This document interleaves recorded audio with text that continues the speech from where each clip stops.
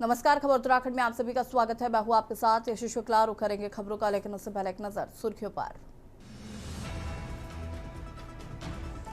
Dhami cabinet में 19 प्रस्तावों को मिली मंजूरी। पर्वतीय क्षेत्रों में फ्लैगशिप होगी चकबंदी। सेवा नियमावली 2026 भी मंजूर। देहरादून में नर्सिंग कैंडिडेट्स का आंदोलन खत्म। 50 से अधिक घंटे चौड़ा प्रदर्शन स्थगित। सरकार के आश्वासन के बाद टंकी से उतरे प्रदर्शनकारी। नीट पेपर लीक पर सियासत तेज। विपक्ष पर सरकार ने लगाया आरोप। पारदर्शिता के लिए जांच की कही बात। भाजपा ने कहा परीक्षा होगी दोबारा। लक्सर में मस्जिद बना निर्माण पर अफवाह से हड़कंप। प्रशासन ने मौके पर पहुंचकर की जांच। निर्माण नहीं केवल साफ सफाई का काम। निर्माण पर रोक जारी। लक्सर के सेठपुर गांव में राशन न मिलने पर ग्रामीणों का हंगामा। डीलर पर राशन वितरण में लापरवाही के आरोप। प्रशासन ने जांच कार्रवाई का आश्वासन दिया। दून पुलिस ने लूटकांड का किया खुलासा। आरोपी मृदुल गुरंग गिरफ्तार। दूसरे फरार आरोपी अस्मत थापा की तलाश जारी। आईटी इंजीनियर से की थी लूट। आप देख रहे हैं के न्यूज, खबरों का सारथी। और खबर पौड़ी से, जहां पर सतपुली क्षेत्र के रैतपुर गांव निवासी 20 वर्षीय युवक पंकज कुमार के आत्महत्या प्रकरण को लेकर अब क्षेत्र में निष्पक्ष जांच की मांग जोर पकड़ने लगी है। कांग्रेस नेता पूर्व दर्जाधारी राज्य मंत्री अर्णव कुमार ने रैतपुर गांव पहुंचकर शोकाकुल परिवार से मुलाकात की। उन्हें सांत्वना दी है। इस दौरान उन्होंने पीड़ित परिवार से पूरे घटनाक्रम की विस्तार से जानकारी लेकर हर संभव सहयोग का भरोसा दिलाया।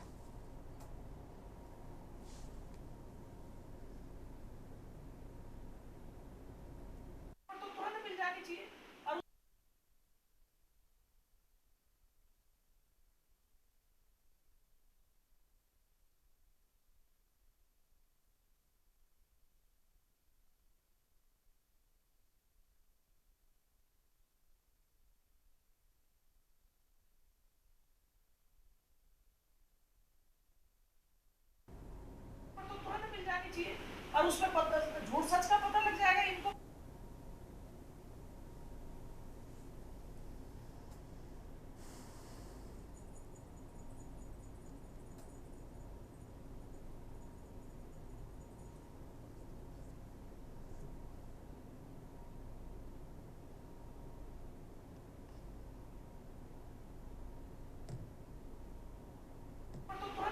यही कि उसने खुद आत्महत्या करी है। पता नहीं ये लोग, उसने अपनी वीडियो रिकॉर्ड करी है, उसमें बता रहा था वो कि मेरे हाथ पे चोट लगी है, पुलिस के द्वारा उससे प्रताड़ित किया गया, उसकी बाइक भी सीज करी गई और पता नहीं पुलिस वालों ने उसको क्या बोला, उसके मन में क्या बातें डाली जो उसका दिल इतना ज़्यादा, इतनी हिम्मत कर दी उसने कि खुदकुशी कर दी। मेरी शादी 26 तारीख को हुई थी और 26 तारीख के बाद शादी मेरे साथ आया था वो। उसके दूसरे दिन मैं धारी देवी गई थी। धारी देवी मैंने उसको बुलाया, मैंने कहा मेरे साथ धारी देवी आ जा। हम गए मंदिर में, बहुत खुशी से थे। मेरे ससुराल रहा था क्योंकि उस दिन बारिश थी। उसी के दूसरे दिन वो घर आया। 1 तारीख को घर आया वो, शायद नहीं 2 तारीख को। 1 तारीख को मंदिर गए, 2 तारीख को वो घर आया अपने। उसके बाद उसने शाम को मुझे कॉल किया था। मैंने उससे पूछा, मैंने कहा तूने घर पहुंचा, तूने फ़ोन नहीं किया। उसने कहा मेरा नेट नहीं चल रहा। तो उसने कहा कि आप अपना फ़ोन म्यूट रख दो, मेरा नेट चलेगा तो मैं नेट पे बात करूंगा। उसने मुझे इस बारे में भी नहीं बताया था कि मतलब मेरे साथ ऐसा हो गया, पुलिस ने ऐसे ऐसे किया। मुझे बड़े दुख की बात है। और मेरे प्रदेश अध्यक्ष भी और पार्टी के अन्य नेता भी यहाँ आए थे जिस दिन उस बच्चे ने इस तरह का काम किया था। मैं उस दिन पार्टी के नेताओं के साथ ना आना मैंने उचित नहीं समझा। अन्य पार्टियों के लोग भी आ रहे हैं, लेकिन मेरा व्यक्तिगत आना आज इसलिए था कि मेरे समाज का बच्चा था और मुझे बड़ा दुख, हर एक माँ होने के नाते मैं उसकी माँ के दुख में शामिल होने के लिए आई हूँ। मेरा सरकार से, पुलिस प्रशासन से ये कहना है कि उस बच्चे की पोस्टमार्टम रिपोर्ट को जो है वो शीघ्र से शीघ्र उपलब्ध कराएं। खबर देहरादून से है, जहां पर एनएसयूआई पदाधिकारियों के नेतृत्व में युवाओं को खासकर नीट परीक्षार्थियों ने नीट परीक्षा रद्द होने के विरोध में मशाल रैली निकालकर विरोध प्रदर्शन किया है। एनएसयूआई के प्रदेश अध्यक्ष विकास सिंह ने नीट यूजी 2026 परीक्षा रद्द होने पर केंद्र सरकार और भाजपा पर तीखा हमला बोलते हुए कहा कि परीक्षा रद्द कर लाखों छात्रों के भविष्य और मेहनत के साथ खिलवाड़ किया गया।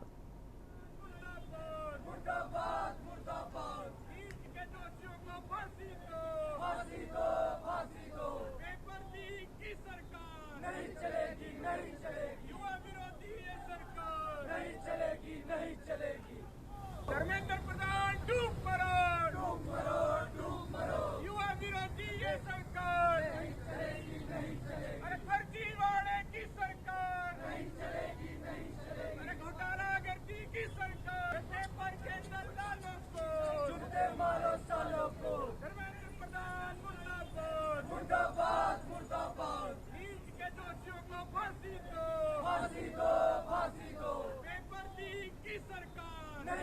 युवा विरोधी ये सरकार नहीं चलेगी, नहीं चलेगी। धर्मेंद्र प्रधान डूब मरो, युवा विरोधी ये सरकार। खबर देहरादून से है, जहां पर कैंट क्षेत्र में चल रहे देह व्यापार के धंधे का दून पुलिस ने भांडाफोड़ किया। एसएसपी देहरादून को मिली गोपनीय सूचना के आधार पर एएचटीयू और कैंट पुलिस की संयुक्त टीम ने किशोरनगर एक्सटेंशन में आकस्मिक छापेमारी की। इस दौरान स्कूल के पीछे 3 महिलाएं, एक पुरुष आपत्तिजनक स्थिति में मिले। पुलिस ने मौके से देह व्यापार संचालित करे आशीष कुमार पांडे और जंग बहादुर को गिरफ्तार करते हुए 3 पीड़ित महिलाओं को रेस्क्यू किया है। पुलिस ने मौके से आपत्तिजनक सामग्री और एक स्विफ्ट कार भी बरामद कर सीज की है। पूछताछ में सामने आया कि मुख्य आरोपी आशीष पहले भी देह व्यापार के मामले में जेल जा चुका है और बाहरी राज्यों से महिलाओं को काम दिलाने के बहाने यहां लाकर देह व्यापार के धंधे में धकेल देता था।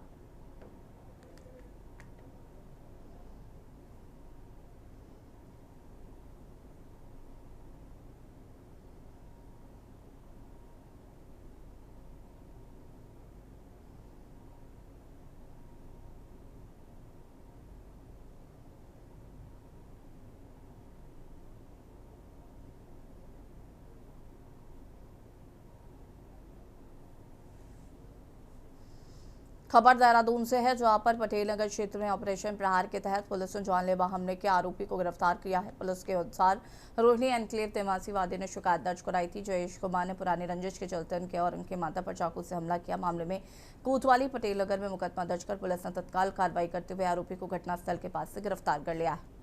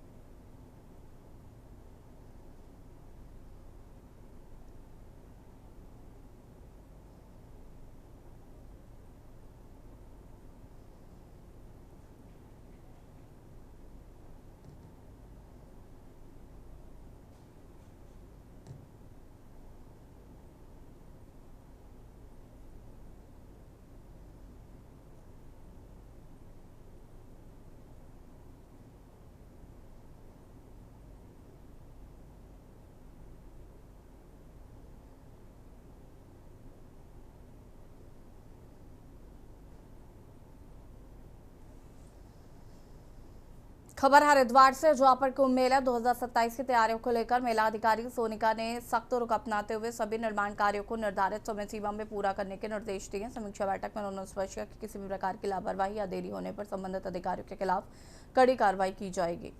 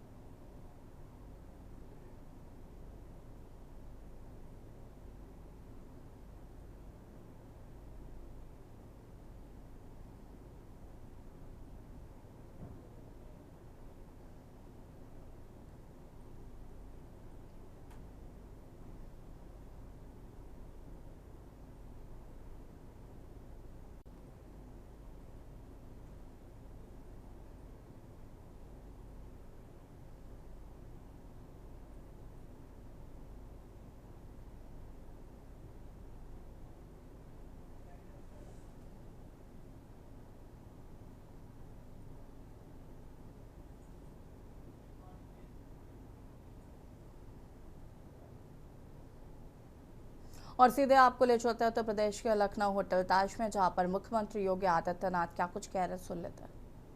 नहीं अनुभव करता, लेकिन जो व्यक्ति उस एक पीरियड विशेष के बाद वहां आता है उसको परिवर्तन दिखाई देता है। अगर मैं कहूं कि भारत आज से 500 वर्ष पहले तक दुनिया की सबसे बड़ी अर्थव्यवस्था था, तो लोगों को लगेगा कि ये तो मैं गलत बोल रहा हूं, लेकिन ये सच था। आज से 500 वर्ष से लेकर के 1500 वर्ष पूर्व तक दुनिया की अर्थव्यवस्था में भारत की जो हिस्सेदारी थी वो लगभग 44 से 45% था।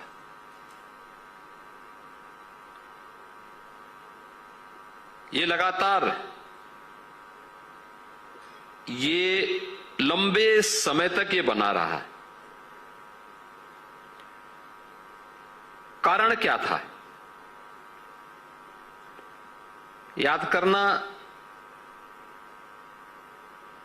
जीवन के प्रत्येक क्षेत्र में जब सामूहिकता देखने को मिलती है और सभी व्यवस्थाएं एक दूसरे के साथ समन्वय करके आगे बढ़ती हैं तो उसके बेहतर परिणाम भी आते हैं।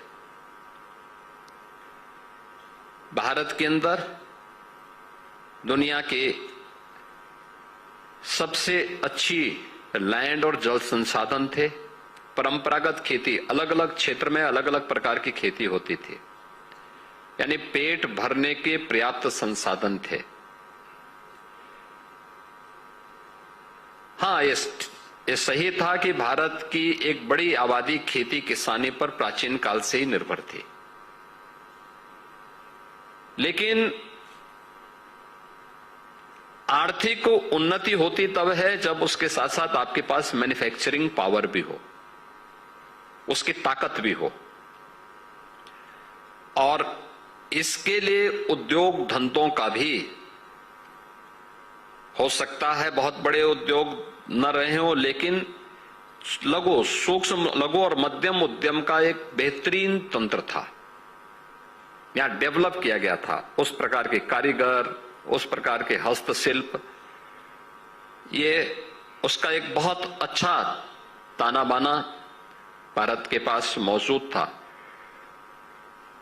भारत से बनी भी इन वस्तुओं को व्यापार करने के लिए भारत का व्यापारी उसको न केवल भारत के अंदर, बृहत्तर भारत में एक स्थान से दूसरे स्थान तक लेके जाता था, बल्कि दुनिया के बाजार तक भी पहुंचाने का काम करता था। जब भारत के पास ये ताकत थी कि वहां पर अच्छी खेती बाड़ी, खेती किसानी हो, मैन्युफैक्चरिंग की ताकत हो और वहां के स्थानीय स्तर पर टूरिज्म की भी व्यापक संभावनाएं हो, तो उसको दुनिया की आर्थिक ताकत बनने से कोई रोक नहीं सकता। याद करिए, दुनिया के अंदर जो आज आर्थिक समृद्धि आपको दिखाई दे रही है, इसका जो इतिहास है वो 400-500 वर्षों का है। भारत ने ये समृद्धि पहले पाई है, फिर धीरे धीरे करके हम लोगों ने जब अपने स्वयं के संसाधनों पर विश्वास करना बंद कर दिया, अपने यहां के इनोवेशन को प्रोत्साहित करना बंद कर दिया, रिसर्च एंड डेवलपमेंट की एक्टिविटीज हमारी बाधित हुई, तो हम विपन्न होते गए। हमारे यहां तो टूरिज्म किस रूप में जाता था, यानी मान्यता क्या थी? उत्तर से दक्षिण को जोड़ने के लिए क्या था? केदारनाथ में अगर जलाभिषेक करना है तो रामेश्वरम का जल लेके आना है, और रामेश्वरम में जलाभिषेक करना है तो गंगोत्री का जल लेकर के आप जाइए। लोग चाहते थे उत्तर से दक्षिण को जोड़ने का, 12 ज्योतिर्लिंगों के माध्यम से पूरे देश को एकजुट करने का, पूरब से पश्चिम को जोड़ने का, ये सभी माध्यम थे और लोग आते थे, जाते थे, व्यापक पैमाने पे जाते थे। गांव का गांव यात्रा में निकलता था। एक उम्र के बाद लोग मान लेते थे कि भाई अब इनकी उम्र हो गई है, अब ये तीर्थाटन पे निकले। जिन लोगों को लगता था कि ये यात्रा दुर्गम है, ध्रुव है, तो उसको ये मान लिया जाता था कि भाई इसकी अंतिम विदाई भी कर दो। यानी जीवन को हर प्रकार से लोगों ने इस रूप में बनाया था कि कोई किसी के ऊपर बोझ न बने। सिस्टम को इस रूप में आगे बढ़ाने का काम किया गया था।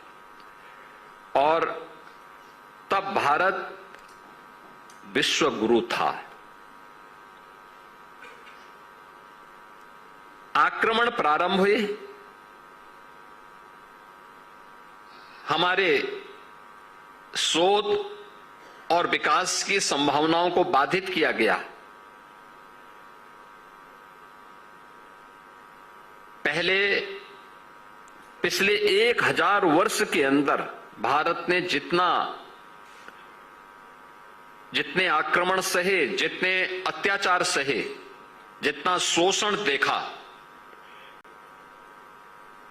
और उस सब के बावजूद भी टिका हुआ है, ये दुनिया के अंदर बहुत कम जगहों पर देखने को मिला है कि इतने अत्याचारों के बाद भी, उन झंझावतों के बाद भी, उनका मुकाबला करते हुए भी भारत अपने अस्तित्व को बनाए हुए है। याद करिए, ये सब कुछ के बाद आज भारत तेजी के साथ आगे बढ़ रहा है। और हम लोग जानते थे कि भारत की सबसे बड़ी आबादी का राज्य यूपी है, तो ये बड़ी आबादी वैसे ही नहीं होगी। ये आबादी जो यूपी के अंदर रह रही है, केवल ये आबादी नहीं है, इसके पीछे वे कारक भी हैं जो यहां की समृद्धि में महत्वपूर्ण भूमिका का निर्वहन कर सकते थे, कर सकते थे, लेकिन उसको उचित प्लेटफॉर्म आजादी के बाद यहां का राजनीतिक नेतृत्व देने में विफल रहा। परिणाम क्या है? एक प्रकार की भ्रम की स्थिति चारों ओर बनी हुई थी। उत्तर प्रदेश जैसे राज्य में, याद करिए, आज से 9-10 वर्ष पहले इस उत्तर प्रदेश को लोगों ने प्रश्न प्रदेश बना दिया था। नौजवान के सामने पहचान का संकट था, व्यापारी पलायन कर रहा था, किसान आत्महत्या कर रहा था, पर्व और त्योहार के पहले जो उत्सव होने चाहिए थे, उन उत्सव की जगह उपद्रव शुरू हो जाते थे, दंगे फसाद होते थे,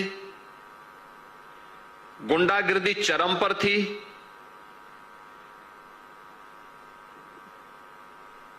सरकार के पैरेलल, उसके समानांतर माफिया और गुंडे प्रवृत्ति के तत्व सत्ता का संचालन करते थे। कोई नियुक्ति में पारदर्शिता नहीं थी, भाई भतीजावाद था, बिजली नहीं मिल पाती थी, सड़कें नहीं थी,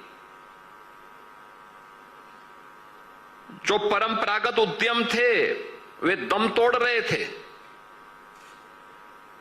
सरकार की कोई पॉलिसी नहीं थी, न नीति और न कोई नीति ही थी। परिणाम क्या होना था? उत्तर प्रदेश को बीमारू राज्य बनना ही बनना था। नौजवान के सामने पहचान का संकट आना ही आना था। किसान की लागत ज्यादा थी, उत्पादन कम था, न तकनीक थी, न बिजली थी, न पानी था, न बीज था, न बाजार था। तो उसके सामने आत्महत्या के सिवाय बचता क्या था? क्योंकि इसके लिए कोई दूसरा रोजगार भी नहीं था।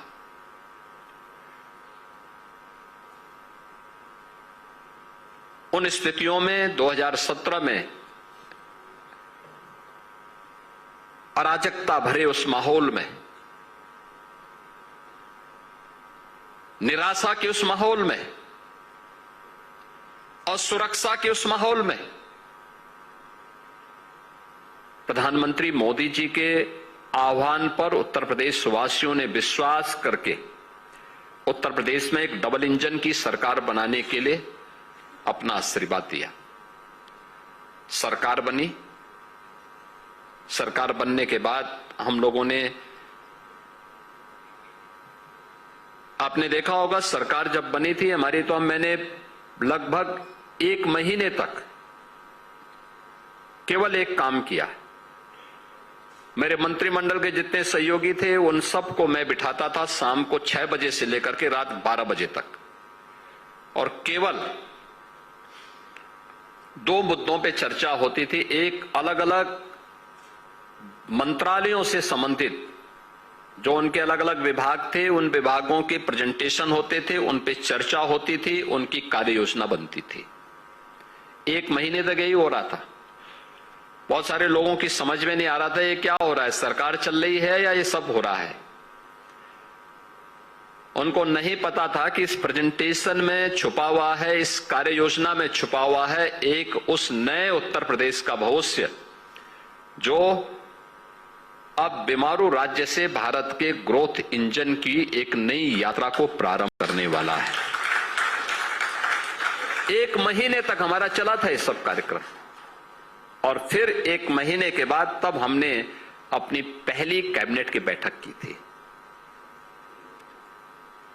ये सस्ता, तब हमारे पास पैसा नहीं था,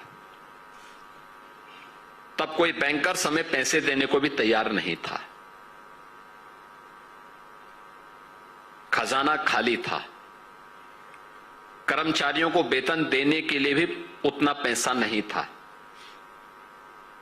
उत्तर प्रदेश का कुल वार्षिक बजट लगभग 2.5 लाख करोड़ के आसपास का था।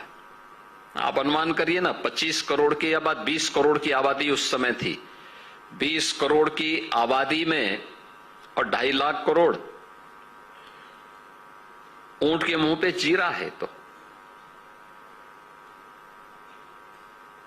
उद्योग धंधे बंद थे, जहां जाते थे उस जिले में वीरानी छाती थी, लोगों के चेहरे पर कोई रौनक नहीं थी। हताशा, निराशा के वातावरण में हर व्यक्ति एक नई संभावनाओं की ओर देखता था। और तब हमें लगा कि भाई कुछ जगह सख्ती करनी पड़ सकती है, कुछ लोगों को प्रोत्साहित करना पड़ सकता है, कुछ लोगों के लिए इंसेंटिव देने पड़ेंगे, कुछ लोगों को सपोर्ट करना पड़ेगा, लेकिन इसमें कोई भेदभाव नहीं होगा, पिक एंड चूज नहीं होगा। इसके लिए पॉलिसी बनेगी। हमें भाई भतीजेवाद को, परिवारवाद को, क्षेत्रवाद को यूपी के अंदर बढ़ने नहीं देना है, क्योंकि यह उत्तर प्रदेश को गर्त में ले जाने वाली प्रवृत्ति रही है। इससे बचाना होगा, और हम अब तक बचाए रखने में सफल हुए हैं। उसके परिणाम आप सबके सामने हैं।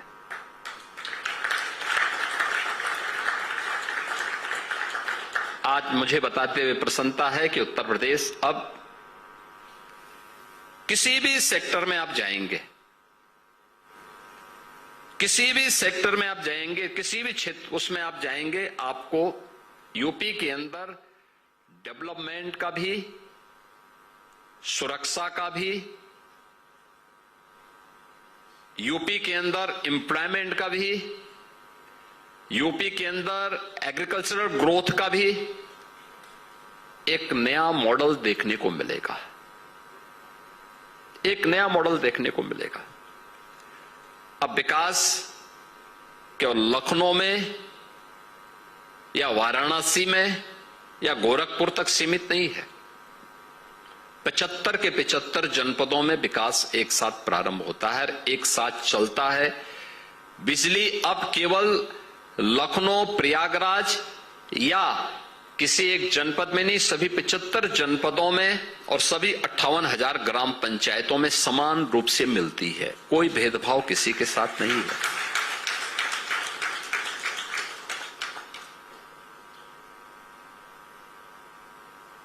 उत्तर प्रदेश के अंदर विकास का पैमाना व्यक्ति, जाति, मत, मजहब, क्षेत्र, भाषा नहीं है। उसका आधार तो सबका साथ, सबके विकास का है। उसका मंत्र यह है कि हम किसी के साथ भेदभाव नहीं करेंगे, विकास सबका करेंगे। लेकिन उत्तर प्रदेश को बर्बाद करने वाली तुष्टीकरण की नीति से हम उतनी ही दूरी भी बनाएंगे। और खबर उत्तराखंड में फिलहाल इतना ही। देखते रहिए के न्यूज़ एरिया। नमस्कार।